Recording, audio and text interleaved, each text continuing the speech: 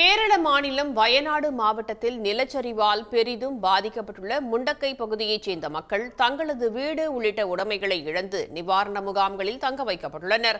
முகாம்களில் தங்கியுள்ள மக்கள் தங்களது எதிர்காலம் கேள்விக்குறியாகி இருப்பதாக கவலை தெரிவித்துள்ளனர்.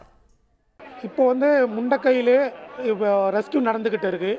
இப்போ இருக்கிற நிலைமையில எக்யூப்மெண்ட்ஸில் தான் செய்ய முடியும் தவிர மற்றபடி மேனுவலாக பண்ணுற முடியல. இப்போது ஒரு 1000 எபோவ் ஆளுங்க அங்கே ரெஸ்கியூவில் ஏற்பட்டுட்டு இருக்காங்க. அப்படி சொல்கிறதுனா எக்யூப்மெண்ட்ஸ் வந்தால் தான் நம்மளுக்கு இன்னும் அங்கே பாடி ரிகவர் பண்ண முடியும். நிறைய பாடி வீட்டுக்குள்ளார மாட்டி கிடக்குது. நான் கண்ணால் பார்த்ததும் இருக்குது. இப்போ இன்றைக்கி 3 ബോഡി ഞങ്ങൾ റിക്കവർ பண்ண കാലയിൽ. അപ്പോൾ ഞങ്ങൾക്ക് മാറാനോ ഓടാനോ എവിടെയും ഒരു സ്ഥലമില്ല. അതിൻ്റെ പേരിലാണ് ഇത്രയും ആളുകൾ പോയത്.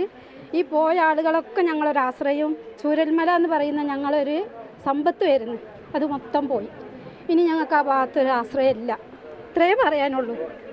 സാധനങ്ങളല്ലാതെ ഉണ്ട്. അതുപോലെ തന്നെ സ്ത്രീകൾക്ക് വേണ്ട അടിസ്ഥാന സൗകര്യങ്ങളെല്ലാം ചെയ്തിട്ടുണ്ട്. അതുപോലെ തന്നെ അവർക്ക് പല പച്ചക്കറികളും അതുപോലെ മെഡിസിൻസും ഇതൊക്കെ ഉണ്ട്. പിന്നെ ഇവിടെ 2-3 ക്യാമ്പ് ഞങ്ങൾ പരിശോധിച്ചു. ആ ക്യാമ്പിലെല്ലാം അത്യാവശ്യം എല്ലാ സാധനങ്ങളും എത്തിയിട്ടുണ്ട്. അവിടെ ഒരു സ്കൂളുണ്ട്, ഗവൺമെൻറ് സ്കൂളിൽ. അവിടേക്കാണ് ഞങ്ങൾ 2 വണ്ടി കൊണ്ടുവന്ന ഫുള്ള് സാധനം ഇറക്കിയത്. അവിടെ ഇന്ന് തുടങ്ങിയ ക്യാമ്പാണ്. ഫുള്ള് വെള്ളമാണ്. വെള്ളം പറഞ്ഞാൽ ഞങ്ങളെ വീട്ടിൻ്റെ മുന്നിൽ ഒരു വീട് വിളക്ക് കത്തിച്ചിട്ടുണ്ടായിരുന്നു. ഞങ്ങളെ വീട്ടിലൊക്കെ വിളക്കില്ല. വിളക്ക് പറഞ്ഞാൽ ലൈറ്റില്ല, കറണ്ട് പോയിട്ടുണ്ടായിരുന്നു.